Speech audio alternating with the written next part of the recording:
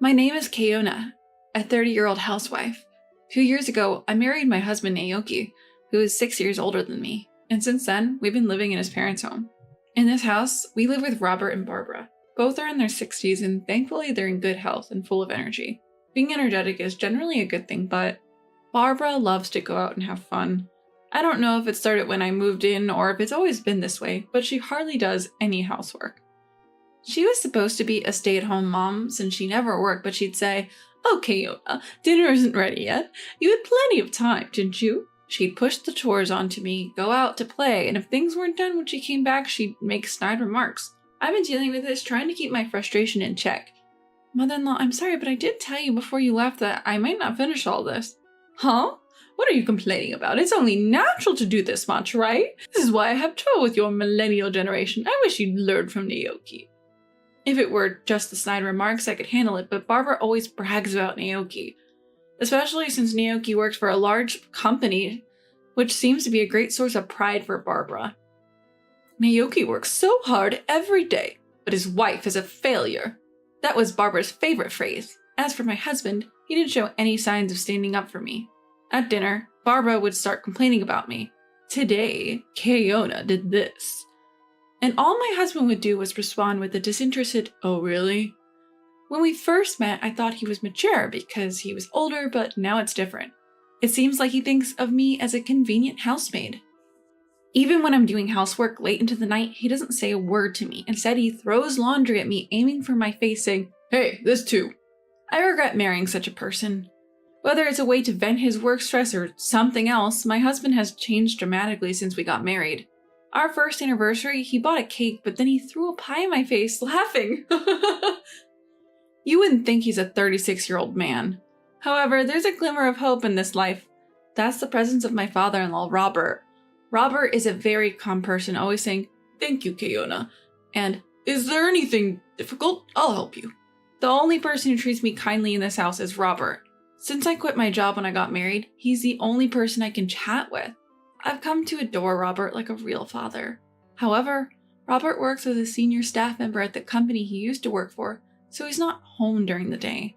The reality is that Robert spends little time at home, and I spend a lot of time alone with Barbara. When I'm talking to Robert, Barbara doesn't say anything. But it seems she doesn't like it, and her attitude has gotten worse. "Don't make eyes at your father-in-law. Just because Naoki doesn't pay attention to you, you're going to go after his father? It's disgusting." She started saying things like that. Of course, she would say these things where Robert couldn't hear. I pushed back against this. "That's not true at all." "Oh my, did I hit a nerve? You're even raising your voice. How unbecoming." No matter what I say, she has a comeback. Our conversations are always like this, never really connecting. I talked to my husband about this. I thought he would understand that this was just Barbara's delusion, but he just laughed and said, "So you're even into men over 60. You're really open-minded." I knew it was hopeless. I had no expectations that my husband would do anything about the housework or Barbara's bullying, but I never expected him to say something like this. It was a huge shock. I started to feel like I didn't belong in this house. One summer day, Barbara said to me, "I'm thinking of going on a family trip when Naoki gets his summer vacation."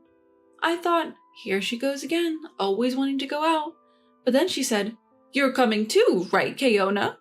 I didn't expect to be invited. I thought they would go without me. "Me too? Don't you want to?" "No, it's not that." I found it suspicious. What does Barbara want to do inviting me? I was suspicious, but I didn't know what she would say if I refused. That night, my husband asked me again, "You're going on the trip, right?" Yeah, I was invited. When I answered, my husband burst out laughing for some reason. "What's so funny?" "Nothing, really." Something was definitely off and my anxiety grew. On the day of the trip, we headed out to our destination with my husband driving. Robert was going to join us later because of work. So it was just me, my husband, and Barbara in the car. My husband was driving. Barbara was in the passenger seat and I was in the back seat. I could only catch glimpses of their expressions, which made me anxious. Keona, you withdrew some money for the trip, right? Barbara asked me. Yes, a few $100s. That's good. Barbara seemed to be smirking when she heard this. After driving for a while, I noticed that we had passed the sign for the inn where we were supposed to stay. Didn't we just pass the inn? I asked. There's a tourist spot ahead. We'll check in after we see it, my husband answered. He was half smiling, clearly unable to hide something strange. As we drove further from the inn, the surrounding area became greener. I sighed quietly, making sure the two of them didn't hear me. And then we arrived at a dam. To be honest, it wasn't a big dam, and there weren't many people around. It was far from a tourist spot. Come on, let's get out of the car, Barbara urged. Don't leave any belongings in the car, it could be dangerous, my husband added, and I did as they said. I was about to get out of the car, but Barbara and my husband were saying things like, "Oh, I should take off my jewelry just in case." Oops, I still have something in my pocket, pretending to be busy and not getting out of the car. I got out of the car and closed the door. Then I heard the sound of the lock clicking. My husband cracked the driver's and passenger's windows slightly open. My husband was laughing uproariously. Okay, Ona, what are you doing getting out here? Are you planning to stay here tonight? I was furious at Barbara, but I held it in. What do you mean? I asked, trying to stay calm. You got out on your own, didn't you? My husband was laughing so hard he was holding his stomach. My wallet and cell phone were all in the car. Everything had gone according to Barbara and my husband's plan. Well, Keona, enjoy yourself, Barbara said with a smirk. Eat some grass and sleep outside. My husband, holding my wallet and flipping through it, closed the window. His laughter faded away, and then my husband and Barbara drove off. Well, they're a handful, and it's hot, I muttered. It was the height of summer, and I was at risk of dehydration, but I wasn't panicking at all. An hour later, why are you here? My husband was shocked to see me. Yes, I was in the lobby of the inn where we were supposed to stay. Are you a ghost? Did something happen at the dam? Barbara looked like she was about to faint. I thought about pretending to be a ghost, but decided against it. I'm not a ghost, and I'm staying here tonight. I showed them the key to my room. By the way, I had already left my luggage in the room. My husband, who couldn't understand the situation, was losing his cool. He seemed to think I had taken the key to their room without permission. What are you doing? Give it back now. He tried to snatch the key from me roughly. At that moment, a man appeared and grabbed my husband's hand. Sir, please refrain from causing a disturbance here. He was about the same age as Robert, but he had a sturdy physique and was taller, making him seem more reliable than my middle-aged, slightly overweight husband. Who are you? Are you staff here? Do you think it's okay to do this to a guest? Exactly why we'll sue you for assault. Barbara also joined in, yelling at the man who had intervened. I apologize for not introducing myself earlier. I am the owner of this inn. The man introduced himself politely. Hearing that he was the owner, my husband quickly withdrew his hand. Actually, I knew this owner. When I was in college, I came to this area on a trip with my friends during the summer vacation. I remember it was really hot that day. We didn't have much money at the time, so we were walking to our accommodation, complaining about the heat. We didn't know the area, and none of us, including me, were good at reading maps. As a result, we got lost and ended up in a place with few people. There, a girl was collapsed on the side of the road. That girl was Mary, the owner's daughter. We quickly called an ambulance and took care of her until it arrived. The next day, the owner came to the small inn where we were staying and thanked us profusely, saying, "You saved my daughter's life. Thank you so much." He also said, "We run an inn too, so we'd like to invite you next time you come. Of course, you don't have to pay." Since then, my family and I have visited the inn several times. That's why I knew the owner of this inn. The owner, who was reprimanding my husband and Barbara, was polite and courteous, but I could tell he was very angry. In fact, both the owner and I knew about this low-level plan of Barbara and my husband from the beginning. I noticed their plan 2 weeks ago. I thought it was suspicious that they invited me on a trip, so I set up a voice recorder in the living room. I targeted the times when my husband and Barbara were alone, such as when I was taking a bath or doing laundry, and their plan came to light. How about we leave Keona somewhere? That would be hilarious. Oh, how about here? There's a gym about an hour's drive from the inn. I was shocked when I heard it. I immediately called the inn and consulted with the owner. I told him everything about the situation I was now in and what was planned for the future.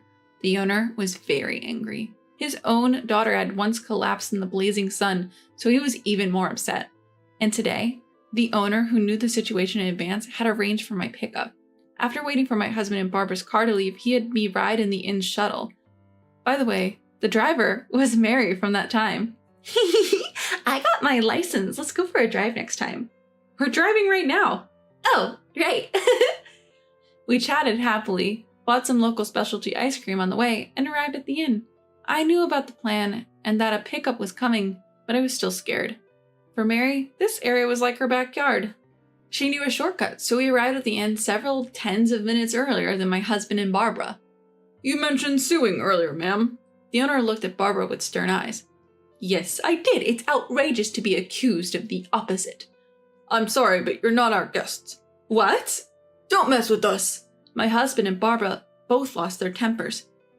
Your and your mother's reservations have been canceled, I added. You! Who do you think you are? My husband was about to lose his temper again, so the owner restrained him. Keona did nothing wrong. We, the inn, canceled your reservations. What do you mean? If you left a woman alone at the dam in the mountains after stealing her wallet, wouldn't you be the perpetrators of a crime? We can't allow such people to stay at our inn. We also call the police. At this, my husband and mother-in-law became even more furious. What are you talking about? This is no joke. Don't you think you can get away with this? I work at our company, this little inn in the mountains. Just then, Robert arrived late. Hey, what's going on here? Sensing the tense atmosphere, Robert looked around at everyone and asked, What's going on here? These inn people are weird. Let's stay somewhere else. They're incredibly rude. Barbara and my husband appealed to Robert. Rather than listening to the agitated pair, Robert started asking me and the owner about the situation. And when he heard what had happened, he was furious. You idiots! It was the first time I had seen Robert yell. How embarrassing! I can't believe we're from the same family. You two, get out of here now! My husband and mother-in-law were taken aback by Robert's outburst. Get out? Where to, another inn? Barbara said something so stupid that he added, From here and from home. Wait a minute, that's not possible, Dad, my husband said with a wry smile, but Robert was firm. You're disowned. Get out now. Don't make me say it again. He pushed my husband away. Then, the police really did show up, and my husband and Barbara turned pale. The owner and I explained the situation to the officer. I also had a voice recorder, so I played back the conversation for them. My husband and Barbara started crying, but Robert quickly said, Quiet down, you're disturbing the inn. Officer, please take them away. It's not like that, officer. We didn't think it would be such a big deal. It was just a prank, my husband and Barbara said, but the officer's expressions changed. A prank? Are you serious? Don't you think that your little prank could cost someone their life, especially your own wife? They were scolded harshly. They weren't arrested because it was a family dispute, but Barbara and my husband were pale throughout. This isn't over. Keona's feelings will determine your future, understand? With those final words, my husband and Barbara, still pale, went home. Afterwards, Robert seemed apologetic the whole time. He kept repeating, I'm really sorry. I can't apologize enough for not noticing the unpleasant experiences I had been having and for the terrible ordeal I went through today. He also deeply apologized to the owner of the inn, saying, I'm sorry for this. Despite being in a position where we always receive your hospitality, we caused such trouble. Actually, this owner is a businessman who runs several other companies and is also a client of the company where Robert works. Without knowing any of this, my husband had boasted, I work for a big company. I'm glad I was able to punish my husband and Barbara, but it's also very scary to think what would have happened if I hadn't known about their plan in advance. I prayed that being scolded by the police would make them realize the gravity of the situation. After returning from the inn, I divorced my husband, of course. I also demanded a hefty alimony. I hope they reflect on their actions and don't do the same thing to anyone else in the future. By the way, I heard that Robert and Barbara also got divorced. Robert cut ties with my ex-husband and kicked him out of the house. My ex-husband was advised to resign due to the incident. Apparently, his workplace bullying had already been a problem. Just as he had been nasty to me, he had been harsh to his juniors and colleagues, and it seems that the HR department was planning to take action anyway. I'm disappointed in myself for marrying such a person. My ex-husband, who lost his job, seems to have been working hard to find another one, but it's not going well. He should be in a managerial position given his age, but he doesn't have that track record at his previous company, and he can't clearly explain why he left. Barbara was kicked out by Robert and seems to have turned to relatives at her parents' home. But she's rumored to be a spendthrift who loves to travel. They fear she'll deplete their savings if she comes to live with them. I think she should get a part-time job or something since she's still in good health. I also left my in-laws' house and I'm living alone nearby. I'm still in good terms with Robert, and sometimes I consult with him about work problems. And I, who was a stay-at-home mom, started a new life. When I was job hunting, I was approached. "Kayuna, would you like to work at my company?" It was from the owner. He was very concerned about what happened to me afterwards. He seemed to be looking for a position in his company where I could work. I was happy to accept. I was very grateful. Thank you so much for doing all this for me. No, we're the ones who should be grateful. We can't thank you enough. I feel like I've already repaid the favor from that time and need to give back the change. The company he introduced me to is a reputable company that meets labor conditions. It was a surprise on top of a surprise. By the way, it's in the same industry as the big company my ex-husband was boasting about, but its capital is 5 times larger. Everyone working there is also very nice. I'm having more fulfilling and enjoyable days than when I was struggling with my married life.